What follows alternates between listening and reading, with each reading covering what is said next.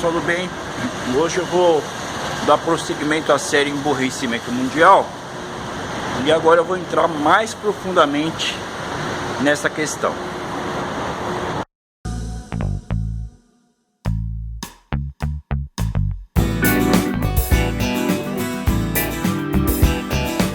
Pensemos juntos. Bom, a primeira coisa importante é a gente estabelecer um princípio dentro daquilo que a gente vive hoje, né, da nossa sociedade atual. Então, eu poderia dizer, assim, são várias formas que existem da gente analisar. Eu não pretendo fazer uma análise muito profunda, não. Eu preciso só colocar o básico para que vocês possam entender os princípios e aí a gente desenvolver algo mais para frente. Hoje, nossa sociedade, ela tem, na minha forma de enxergar, ela tem 4 bases, tá? A base que nós temos no dia a dia, aquilo que a gente convive, enfim, é uma coisa até mais informal, eu diria, não é? Porque a lei é algo formal e no dia a dia nós vivemos com a família, com os amigos e nós adquirimos princípios, vários princípios. Então, nós vivemos hoje num mundo que o pensamento judaico-cristão ele prevaleceu, tá? Isso não significa que todas as pessoas do planeta sejam judeus ou sejam cristãos, não é essa a ideia. Mas os princípios prevaleceram. Então eu vou dar, assim, só para elucidar alguns exemplos de como isso funciona. Eu tenho um amigo que ele é ateu. E engraçado que você conversa com ele, cada 10, 15 minutos ele fala uma frase bíblica, né?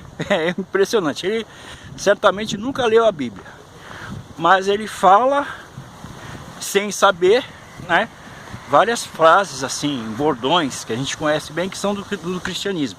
E o que é mais interessante, que mesmo que ele não saiba, ele vive, viu, dentro desses princípios. Então é assim que a coisa funciona. Então você tem, por exemplo, o Japão não é um país cristão, não é? Predominantemente não.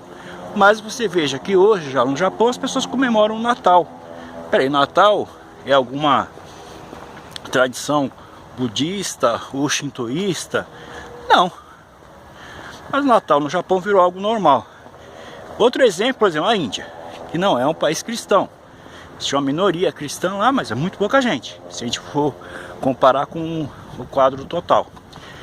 Quando os ingleses chegaram lá e começaram a colonizar o país, era normal, só para vocês terem uma noção, era normal que quando o marido morresse, a viúva também fosse sacrificada. Então era queimado o corpo do marido e era queimado também junto, a esposa, né, era queimada junto, né?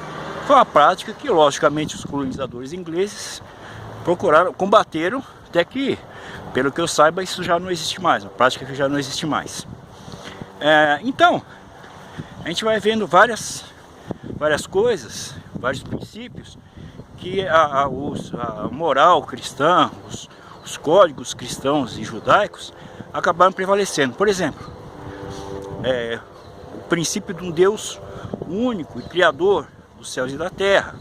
Esse é um princípio judaico e também cristão.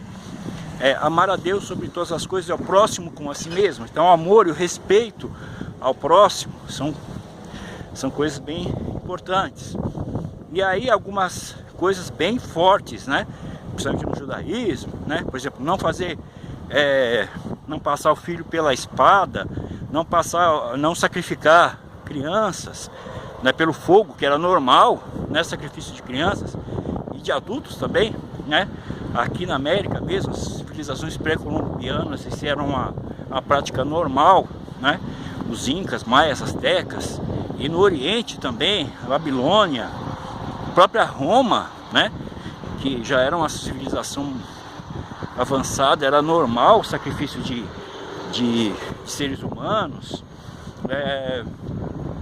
e outras civilizações, isso era normal, né? E os princípios básicos do islamismo também são princípios fundamentais, tanto do judaísmo quanto do cristianismo. Por exemplo, a mesma conversa, Deus único, Allah, né, o Criador de tudo, não a idolatria, que é um princípio poderoso do islamismo, né? Não a idolatria, que aliás também é um princípio judaico e um princípio cristão. A tolerância, respeito é uma das coisas que mais é uma das mais primordiais no islamismo. Mas você fala, peraí, mas os caras têm lá o ISIS, tem lá o Al-Qaeda, que saem por aí matando as pessoas e tal. Então aí onde entra a questão da interpretação, né? Da interpretação do islamismo, né? Interpretação, assim como no cristianismo é a mesma coisa, né? Você tem lá o evangelho, né? E tanto no evangelho, as cartas evangélicas, as cartas cristãs, quanto no judaísmo, a proibição ferrenha da idolatria. A idolatria é uma maldição, né?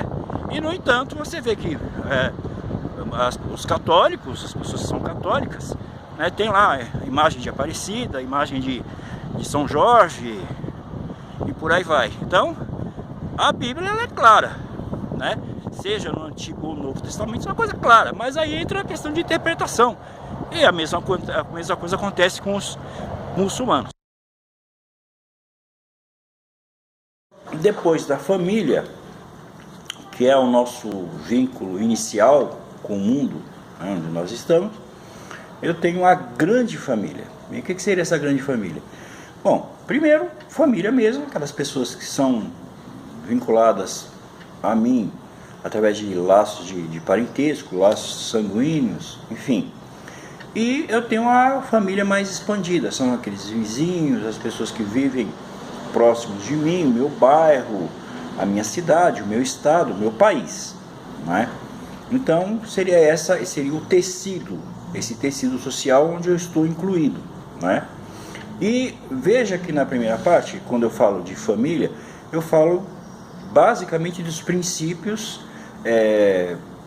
religiosos, morais, que nós adquirimos, né? Isso é muito importante, mas isso não fica restrito à família. O nosso tecido social ele também interfere muito nessa parte. Então, o que acontece? A partir do momento que eu começo a sair, né, desse convívio praticamente exclusivo no começo, começo a ter contato com familiares, com vizinhos, tal, o meu horizonte começa, obviamente, a se expandir, eu começo a ter referências maiores, né? Então, por exemplo, a minha família, eu sei a história da minha família, porque ela é passada a mim através dos meus pais, dos meus avós, dos meus familiares. Muito bem. E aí eu tenho a história maior, que também, claro, pode ser passada pelos meus pais, pelos meus parentes mais próximos, né? Mas quando eu saio desse convívio mais estreito, eu vou principalmente tendo contato através das escolas, da escola começa então e isso se expande, não é? Escola, depois trabalho e assim a coisa vai caminhando, não é? Vínculos do clube, na igreja, essa coisa toda. Então, aí entra um outro fator que é muito importante, que é justamente a formação acadêmica. Esse sistema que nós temos hoje, no mundo praticamente todo, sistema de ensino, é um sistema oriundo basicamente, assim, seu formato praticamente final, de uma tradição dos árabes, né? Por que isso? Porque hoje nós temos no Brasil, nos Estados Unidos, na França, enfim, né, no Japão, a estrutura que a gente conhece bem. Então tem o ensino fundamental, depois o ensino médio e posteriormente o ensino superior, a faculdade, a universidade e depois, lógico, tem a pós-graduação, doutorado, mestrado, esse tipo de coisa, tá? E essa estrutura ela veio dos árabes, que os árabes que começaram realmente, e não foi à toa, inclusive, que eles se expandiram. A cultura árabe, ela chegou num determinado momento, ela se expandiu de uma forma avassaladora, né? E grande parte disso se deveu ao florescimento cultural, né? Basta ver que, por exemplo, nosso caso, Brasil, né? Com Pedro Álvares Cabral e outros grandes navegadores, Jerônimo Magalhães, Vasco da Gama, Cristóvão Colombo, essas navegações intercontinentais, elas praticamente não seriam possíveis não fosse a utilização de recursos e invenções tecnológicas dos árabes. Então, por exemplo, o astrolábio, bússola, a próprio sistema de numeração, né? Veja que até praticamente a Idade Média usava-se o sistema romano, né? Os números romanos, que não tinham zero e tal. E aí com os árabes, que na verdade não foram eles que inventaram o sistema de numeração que nós temos hoje, que nós utilizamos hoje, veio dos hindus, mas eles trouxeram para o ocidente, né? E eles se expandiram, os árabes, tanto que na própria norte da África tomaram conta, né? E chegaram mesmo a entrar pela Europa, né? A parte oriental até os Balcãs ali, né? Hoje onde é a Bulgária, onde é a Croácia, essa região, e na parte ocidental ali pela Península Ibérica, né? Onde hoje é Portugal e também a Espanha, né? Então isso não aconteceu de bobeira, os caras tiveram realmente um florescimento cultural formidável, e grande parte inclusive do que nós temos hoje em termos de conhecimento filosófico, de material inclusive dos gregos, foram preservados pelos árabes. Isso é uma coisa bem interessante. Nos tempos antigos e até relativamente até recentemente, claro, as pessoas tinham uma noção, né, que a cultura era algo valioso, né? Então a frase do Francis Bacon, knowledge is power, conhecimento é poder, né? E esse conhecimento normalmente ficava restrito a um determinado grupo de pessoas, ou seja, conhecimento eu sei que é uma coisa importante, então eu vou ficar aqui comigo, minha família. E era acontecer com os nobres, reis, imperadores, que eles tinham cuidado de ensinar e passar conhecimento, formar os filhos, e também com os grupos religiosos, né? Porque na verdade no começo da história, muito do que hoje se fala religião caminhou praticamente por um lado, fé, religião, e ciência praticamente caminhando por outro lado, com outra forma, outra filosofia diferenciada. Mas nos primórdios não era assim. Basicamente a ciência mesmo estava na mão dos religiosos, dos grupos religiosos, né? Era assim que funcionava. E aí nós temos vários exemplos, por exemplo, Alexandre o Grande, né? Que foi, os reis tinham essa preocupação, eu vou contratar um preceptor, um filósofo, um sábio, para que ele possa formar o meu filho, para que o meu príncipe seja depois um rei com vasta sabedoria, vasto conhecimento. E esse sistema que nós temos hoje, esse ensino praticamente universal, ele é coisa recente na história da humanidade, porque a coisa era antigamente muito restrita. Não faz muito tempo, vamos colocar aí a coisa de 100, 150 anos, eram poucas as pessoas que tinham acesso à leitura e escrita, por exemplo. A pessoa que sabia ler e escrever já era praticamente considerada uma pessoa de grande, né, cabedal, porque não era comum, não existiam escolas livres e públicas e gratuitas, né? Então, vamos imaginar que você estivesse na Inglaterra no século XVII e você tivesse dinheiro, então você tinha condição de colocar seu filho numa escola, né? Pagar por um ensino, mas isso não estava, obviamente, aberto a toda a população. Era um grupo de pessoas que tinham dinheiro, o pessoal mais privilegiado financeiramente, e a população, em geral, vivia sem muito conhecimento. Isso começou a mudar muito nos Estados Unidos. Nos Estados Unidos começou a mudar muito, que mesmo as pessoas mais simples, elas estudavam, e principalmente o fato de ser um pessoal, né, os pilgrims, os peregrinos, serem pessoas muito religiosas e tal, tinha o fator Bíblia, né? Então, para saber a Bíblia tinha que aprender a ler, né? Então, acabou uma coisa gerando outra. Então começou a haver muito essa universalização do conhecimento nos tempos mais recentes, principalmente a partir dos Estados Unidos, né? E nada impedia, lógico, existiam famílias, né, em que às vezes a criança, o filho, não era mandado para nenhuma instituição, ele era educado mesmo pela própria família. Isso era muito comum e é até hoje muito comum, principalmente nos judeus, onde a transferência dos conhecimentos e da tradição é uma coisa muito importante, né?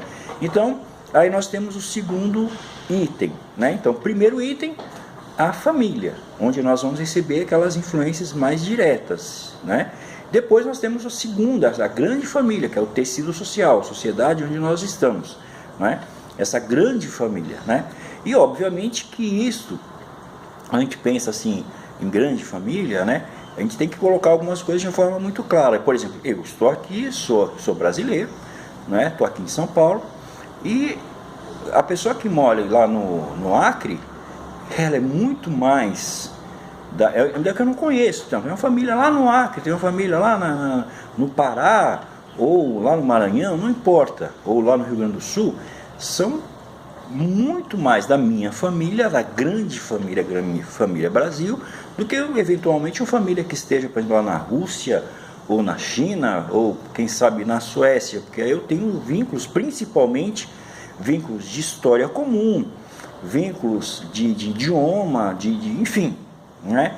É assim que a coisa funciona. Então, que lógico, eu tenho muito mais vínculo com uma família, mesmo que eu não conheça, não importa, né, que esteja lá no Acre, que é bem distante de onde eu estou, do que, por exemplo, uma família que esteja aqui, por exemplo, no Paraguai, a família paraguaia, né, que está geograficamente muito mais próxima, mas culturalmente, né, eu me identifico muito mais, lógico, eu sendo brasileiro, eu me identifico muito mais com uma família que esteja no Acre, que longe, do que uma família que esteja geograficamente mais próxima, mas que esteja no Paraguai, na Bolívia, que, lógico, são seres humanos, pessoas que têm as mesmas características que eu e você nós temos, mas culturalmente, óbvio, né, a ligação é muito maior com quem está aqui na família Brasil.